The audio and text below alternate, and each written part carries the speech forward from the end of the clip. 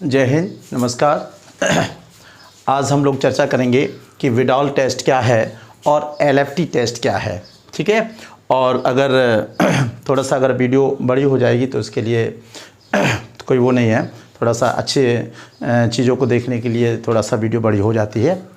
तो हम लोग बात कर रहे थे कि देखिए, हम जिस सोसाइटी में रहते हैं, हम लोग आस-पास में, तो वहाँ पर हम लोग देखते हैं कि कई लोग, कहीं अंकल बीमार हो गए, कहीं चाचा भी भतीजा बीमार हो गए, कहीं पापा बीमार हो गए, कहीं मम्मी बीमार हो गई, कहीं दादी बीमार हो गई। अक्सर जो दैनिक जीवन में बुखार आना, पेट में दर्द होना, है ना, और कमजोरी आना, थकावट होना, ये सब आम लक्षण हो गए हैं। क्यों? क्योंकि हमारा खान पान अच्छा नहीं है। हम लोग जो भी आज खा पी रहे हैं वो केवल हम लोग एक आपके जो फसल होती है, खाद के द्वारा उत्पन्न किया गया भोजन होता है।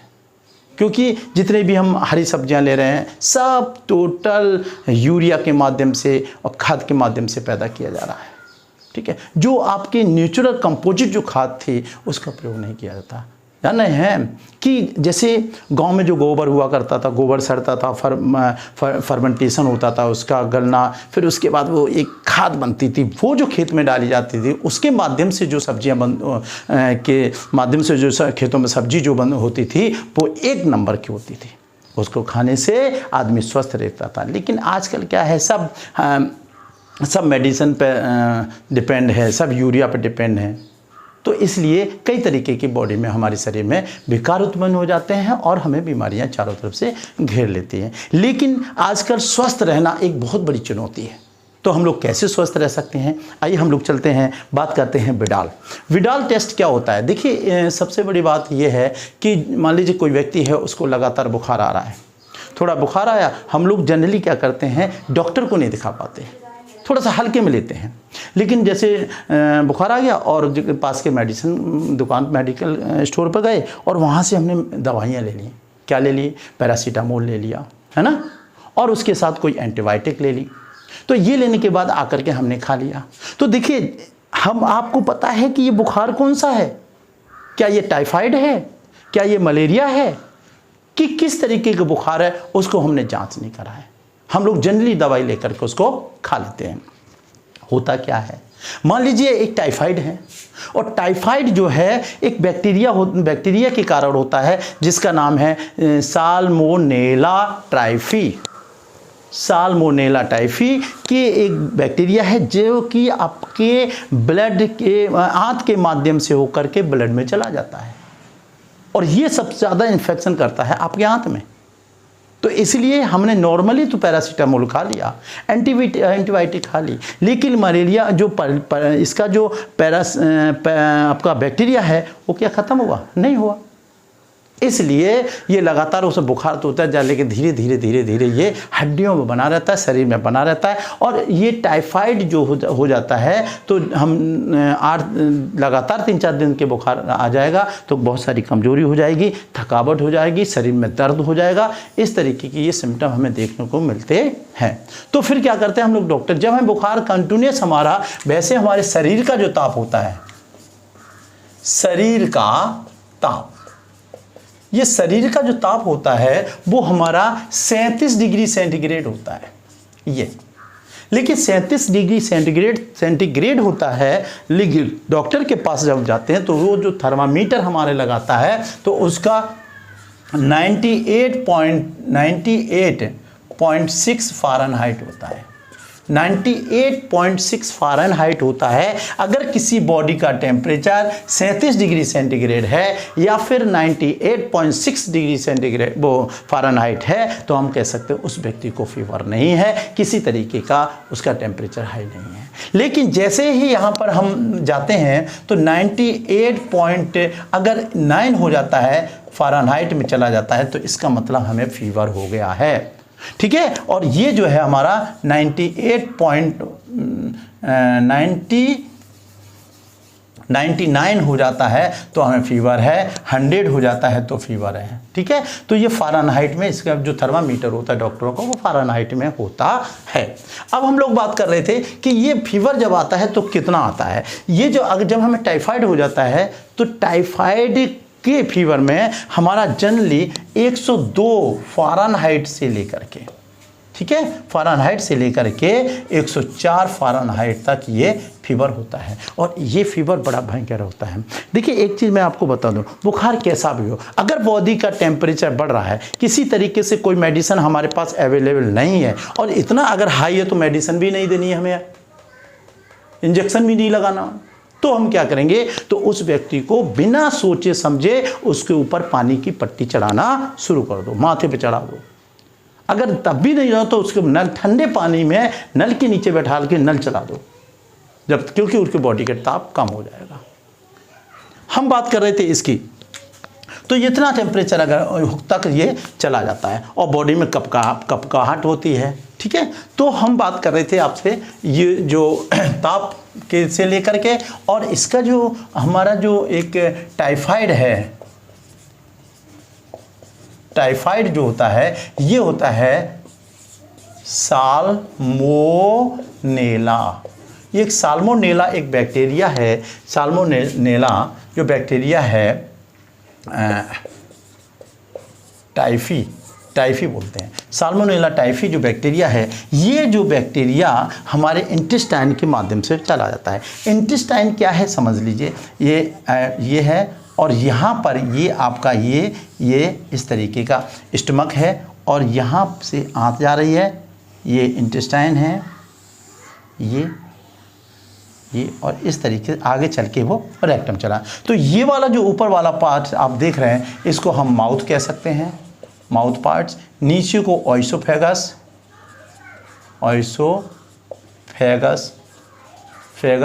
और ये हमारा स्टमक, ये हमारी स्मॉल इंटेस्टिन, ठीक, और ये हमारी लार्ज इंटेस्टिन, यस। छोटी आंत, ये छोटी आंत, इसको छोटी आंत बोलते हैं, इसे बड़ी, स्मॉल इंटेस्टाइन छोटी आंत, और लार्ज इंटेस्टाइन को हम बड़ी आंत कहते हैं। लेकिन सबसे बड़ी बात यहाँ ये है, हम देखते हैं तो बड़ी आंत का काम क्या है? बड़ी आंत का काम केवल इतना है कि इसमें हम जो पानी पीते हैं वो पानी जाकर के स्टमक में, फिर स्मॉल इंटेस्टाइन है, फिर बड़ी आंत में यानी लार्ज इंटेस्टाइन में जाता है, और वो एब्जॉर्ब करके ब्लड में पहुंचा देता है, बस ये काम। तो इसलिए यहाँ पर पानी का एब्जॉर्ब होता है, बाकी कहीं नहीं होता है। तो इस तरीके से ये जो है स्मॉल इंटेस्टाइन के अंदर जाकर के ये छुप जाता है, छुप के बैठ जाता है, बड़ा शातिर होता है, छुप के बैठता है, और यहाँ पर इन्फेक्शन, यहाँ छोटी आंत में इन्फेक्शन कर देता है, और इन्फेक्शन जब होता है तो हमें बुखार आना शुरू हो जाता है। चलिए, तो इसलिए जब ये इन्फेक्शन इसमें छोटी आंत में जब इसमें इन्फेक्शन हो जाएगा, फिर देखिए ये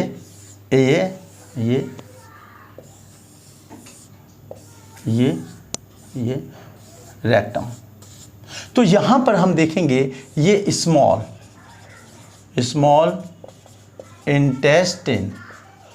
इंटेस्टिन हम देखेंगे तो यहाँ पर ये छुप जाता है दीवार पर, उसकी बाल में छुप जाता है क्या तो इसे बोलते हैं साल्मोनेला,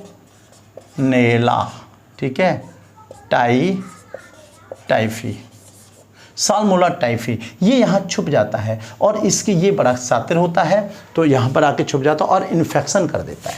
मैंने बताया अभी इन्फेक्शन, और जब ये इन्फेक्शन कर देगा तो जैसे ही फूड यहाँ पर आएगा और जैसे ही यहाँ पर आ जाएगा तो ये तो काम करना बंद हो जाएगा, क्योंकि ये इन्फेक्शन हो गया इसमें, तो वैसे ही ये वॉमिटिंग करके वो बाहर निकल जाएगा, तो भूख नहीं लगेगी, शरीर में कमजोर आ जाएगी, दर्द बहुत होगा, और इसका जो बीमारी का मतलब बुखार जो होगा वो लगभग 4 से 6 हफ्ते तक लगातार परेशान होते रहेंगे। फिर क्या होगा, जब इतना परेशान हो जाएंगे फिर हम डॉक्टर के पास जाते हैं, तो डॉक्टर साहब जैसे ही देखते हैं कि कब से बुखार आ रहा है, कि सर 1 हफ्ता हो गया, तो तुरंत डॉक्टर लिख देता है कि जाइए आप यहाँ जाइए और इस लैब में जाइए और जाके आप विडाल टेस्ट कराइए।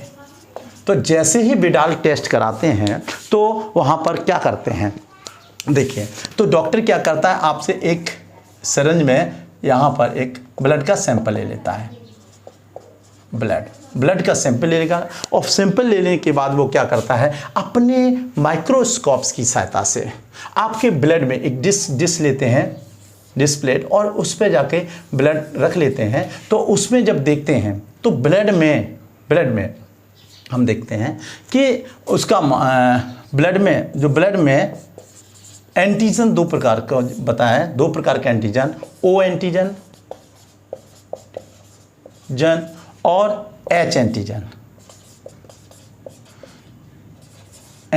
ये ब्लड में पाए जाते हैं। तो अगर इनका ब्लड की हम जब जांच कर रहे हैं तो ओ एंटीजन और एच एंटीजन का मान 1:160,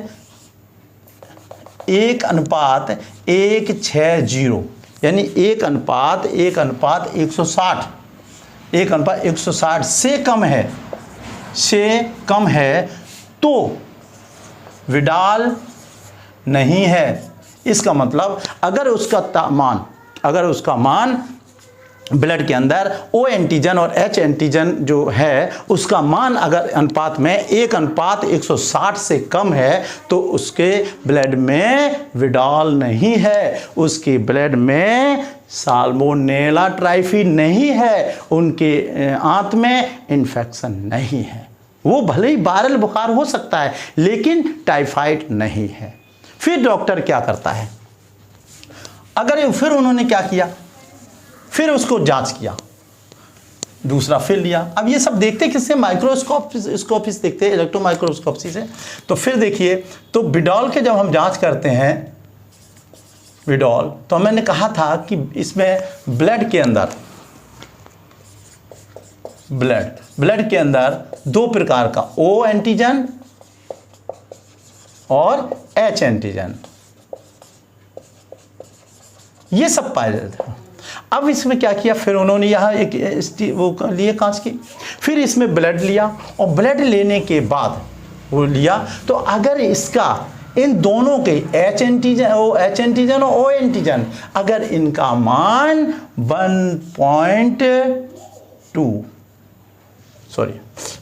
अगर इसका मान हम देखेंगे 1.160 से लेकर के 1.320 तक अगर मिलता है, अगर इतना अनुपात में एंटीजन का मान मिलता है तो हम कहते हैं कि विडाल इज पॉजिटिव। फिर समझ लीजिए, अगर इसका जब लेते हैं और इसका मान अगर 1.160 से कम मिलता है तो हम कह सकते हैं उसको टाइफाइड नहीं है। और अगर इसका मान हमारा 1.160 से लेकर के 1:320 तक मिलता है, ये अनुपात में है, 1:160 तक, 1:320 तक के बीच में अगर मिलता है तो श्योर उसको टाइफाइड है और उसकी आंत में साल्मोनेला नामक बैक्टीरिया बैठा हुआ है, चुपचाप बैठा हुआ है। अब देखिए, तो ये तो हमें समझ ये अनुपात में, अगर कहीं अनुपात मैंने बताया अगर 1:160 से कम है तो उसको नहीं है। अगर 160 से 160 एक अनुपात 320 है तो निश्चित उसको वो है। तो मुझे लगता है ये समझ में आएगा। तो डॉक्टर अगर इसके बीच में मिलेगा तो डॉक्टर पॉजिटिव लिख देगा कि वहाँ पर विडाल उसका पॉजिटिव है, इसलिए नहीं आ रहा है, बुखार आ रहा है। तो ये था हमारा आगे। तो ये एक्टिव है, इसमें क्या है, बुखार तेज़ होता है, और ऐसा नहीं शरीर में कपकपाहट नहीं, लेकिन बुखार तेज़ होता है इसमें, ठीक है। और इसका जो तापमान होता है, शरीर जब बुखार आता है तो ताप हो जाता है 102 फ़ारेनहाइट से लेकर के 104 फ़ारेनहाइट तक के बीच में होता है। शरीर में दर्द होता है, दर्द बहुत होगा, ठीक है, बहुत ज़्यादा शरीर में पेन होगा, और ये कमजोरी होगी, कमजोरी भी बहुत होगी, जीने पे चढ़ना मुश्किल हो जाएगा, ठीक है। सिर में दर्द होगा, सिर में दर्द होगा। तो इसलिए इन सब चीज़ों के लिए आप देखेंगे तो ध्यान से देखिए, टाइफाइड अगर है तो विडाल टेस्ट होगा। तो विडाल जो टेस्ट होता है वो हमेशा किसके लिए होता है? किसके लिए? टाइफाइड के लिए। ठीक है। अब ये इसके लिए बचाव क्या है, हमें क्या खाना चाहिए इसमें? देखिए, डॉक्टर सजेशन करता है अगर विडाल पॉजिटिव है, पॉजिटिव अगर आया है तो क्या है, सबसे पहले रोटी छोड़ दीजिए। रोटी नहीं खाना है। क्यों नहीं खाना? क्योंकि रोटी को खाएंगे तो आंत को काम करना पड़ेगा और इंटेस्टाइन को वर्क करना पड़ेगा, इसलिए वो वर्क में जब आएगी तो वो डाइजेशन सही नहीं होगा और फिर फीवर आ जाएगा। इसलिए रोटी नहीं खाना है। खाना क्या क्या है? दलिया खाइए, पाचक होता है। खिचड़ी खाइए,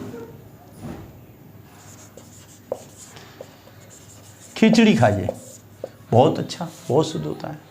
ठीक है। हरी दाल, मूंग की दाल की खिचड़ी, मूंग की दाल की खिचड़ी,